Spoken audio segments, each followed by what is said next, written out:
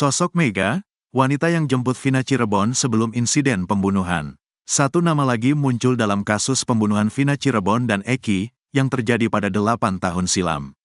Dia adalah Mega. Mega disebut kakak Vina Cirebon, sebagai seorang di antara dua wanita yang datang ke rumahnya untuk menjemput korban di malam nahas pembunuhan. Diketahui, Vina adalah gadis 16 tahun asal kampung Samadikun, Kecamatan Kejaksan, Kota Cirebon, Jawa Barat, yang tewas bersama kekasihnya, Eki, di Jalan Raya Talu, Kecamatan Talun, Kabupaten Cirebon, Jawa Barat pada Sabtu tanggal 27 Agustus tahun 2016. Keduanya disebut menjadi korban penganiayaan geng motor. Kali ini kakak kandung Vina, Marliana, 33, mengungkapkan sosok Mega, yang diduga teman Vina. Ia mengatakan, sosok inilah yang menjemput sang adik sebelum ditemukan tewas bersama kekasihnya Rizky alias Eki di Jembatan Talun, Cirebon pada tahun 2016. Marliana sendiri mengaku tak kenal dengan Mega. Marliana berharap kepolisian bisa mencari Mega untuk membuka Pandora di kasus kematian sang adik. Ya, setelah ingat seperti itu, saya minta polisi juga cari Mega. Karena kan yang keluar dari rumah itu Mega, kemana-mana kan dia yang tahu, ucap Marliana, Jumat, tanggal 12 Juli tahun 2024, dikutip dari tribunjabar.id. Mega jemput Vina bersama temannya. Marliana bercerita, Vina saat malam kejadian sempat berpamitan untuk keluar rumah bersama dua rekannya, satu di antaranya bernama Mega. Tetapi, Marliana tidak bisa melihat jelas wajah Mega maupun satu teman lainnya itu. Pasalnya, kondisi rumah Vina dan sekitarnya sudah agak gelap.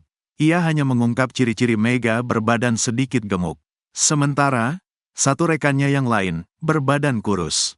Secara fisik, yang namanya Mega itu agak sedikit gemuk, nah yang satunya itu kurus, katanya. Saat itu hanya Mega yang turun dari motor untuk menjemput Vina. Satu rekan Vina yang memiliki ciri-ciri badan kurus, memilih hanya menunggu di motor. Menurut Marliana, Vina keluar rumah sekitar waktu setelah azan Isya.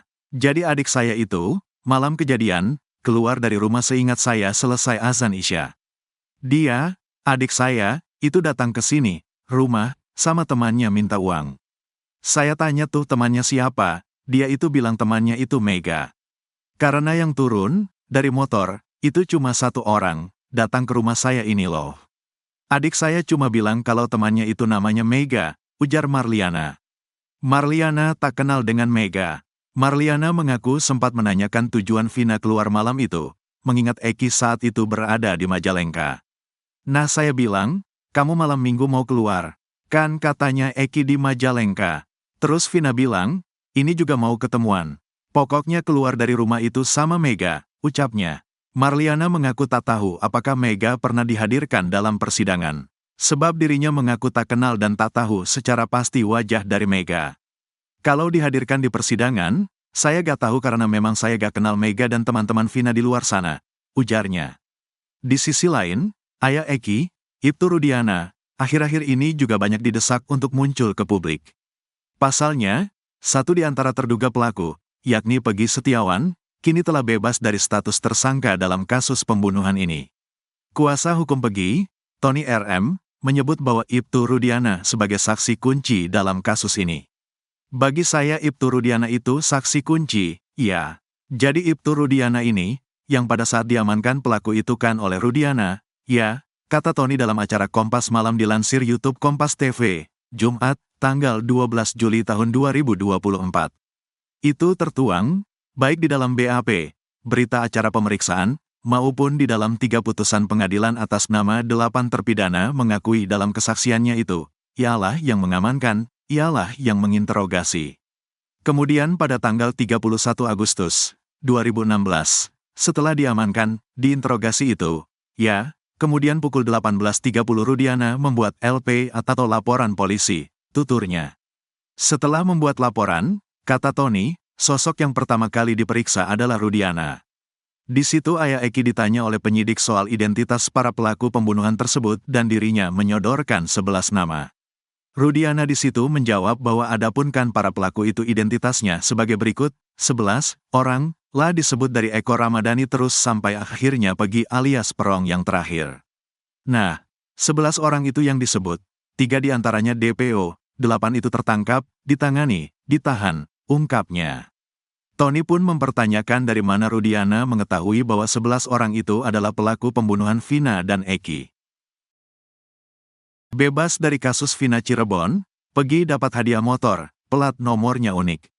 Peggy Setiawan makin bahagia setelah bebas dari jerat kasus pembunuhan Vina Cirebon dan Eki, kini ia mendapat hadiah yang tak terduga. Ya, Peggy Setiawan telah resmi dinyatakan bebas dari tuduhan tersangka pembunuhan Vina Cirebon setelah Hakim Pengadilan Negeri Bandung mengabulkan gugatan pra-peradilan yang diajukannya. Diketahui, Vina adalah gadis 16 tahun asal Kampung Samadikun, Kecamatan Kejaksan, Kota Cirebon, Jawa Barat, yang tewas bersama kekasihnya, Eki, di Jalan Raya Talu, Kecamatan Talun, Kabupaten Cirebon, Jawa Barat pada Sabtu tanggal 27 Agustus tahun 2016. Keduanya disebut menjadi korban penganiayaan geng motor. Terbaru dari kasus pembunuhan Vina Cirebon itu, Peggy Setiawan, yang sebelumnya ditetapkan sebagai tersangka pembunuhan dinyatakan bebas lantaran gugatan pra-peradilan yang diajukannya dikabulkan hakim. Adalah seorang bos durian yang membuat hari-hari Peggy semakin bahagia. Ia memberikan Peggy 1 unit motor. Identitas bos durian yang ingin memberikan hadiah sepeda motor untuk Peggy Setiawan usai bebas dari segala tuduhan kasus Vina Cirebon, terungkap. Sosok bos durian yang berbaik hati itu bernama Tiara Rahmi Pertiwi. Dia adalah pengusaha bos durian yang berasal dari Kawalu, Kota Tasikmalaya, Jawa Barat. Tiara menaruh empati ke Peggy Setiawan yang menjadi korban salah tangkap Polda Jawa Barat atas kematian Vina dan Eki. Tak tega melihat Peggy Setiawan yang berprofesi sebagai kuli bangunan diperlakukan tidak adil, Tiara pun bernazar. Saat Peggy Setiawan bebas, dia akan memberikan sepeda motor. Pada saat itu, saya tag di komentar bila mana Peggy keluar saya kasih 1 unit motor ini nazar pribadi, ucapnya dilihat tribunnews.bogor.com dari tayangan SCTV, Sabtu, tanggal 13 Juli tahun 2024. Sementara itu, jenis sepeda motor yang diberikan Tiara untuk Peggy Setiawan pun terungkap. Tiara memberi sepeda motor Suzuki Smash berwarna hitam dan biru. Pemberian Suzuki Smash tersebut bukan tanpa alasan. Sebab Tiara mengetahui sepeda motor Peggy Setiawan yang diambil kepolisian memiliki jenis yang sama. Pada saat itu motor yang diambil polisi sama seperti ini, bebernya. Menariknya, nomor polisi sepeda motor yang diberikan Tiara untuk Peggy Setiawan memiliki makna khusus. Diketahui Tiara memberi motor dengan nomor polisi P333GI. Kemarin bebasnya tanggal 872.2024. Rencananya mau ngasih motor dan jaket kulit ke Peggy mungkin hari Minggu pagi, tegasnya. Tiara mengaku sempat kesulitan untuk mencari jenis motor yang disiapkan untuk Peggy Setiawan. Lumayan susah nyari motor ini. Sekitar 1 minggu. Saya yakin waktu itu Peggy pasti bebas, tuturnya. Tiara berharap motor pemberiannya dapat bermanfaat untuk Peggy Setiawan. Semoga motor ini bermanfaat buat Peggy. Buat kerja dan buat aktivitas apapun, jelasnya. Respon kubu Peggy, hadiah sepeda motor untuk Peggy Setiawan rupanya bukan isapan jempol semata. Usai bebas dari segala macam tudingan kasus pembunuhan Vina Cirebon, Peggy Setiawan mendapat simpatik publik. Publik yang terketuk hatinya tak ragu untuk memberi bantuan ke Peggy Setiawan. Terbaru, Peggy Setiawan kabarnya bakal dikirimkan sepeda motor oleh warganet. Terkait sepeda motor untuk Peggy Setiawan, Ferry Herianto, saksi yang membantah AF pun membongkar sosoknya. Ferry membenarkan jika Peggy Setiawan bakal dapat sepeda motor. Adapun sepeda motor tersebut dikirim oleh sosok pengusaha yang menjadi bos durian. Dari bos durian lewat perantara Bang Kipli. Bang Kipli DM dan sampai tukaran WhatsApp. Besok dikirim, ucapnya dilihat tribunnews.bogor.com, Jumat, tanggal 12 Juli tahun 2024. Nomor cantik. Terkait jenis motor, Ferry enggan mengomentarinya.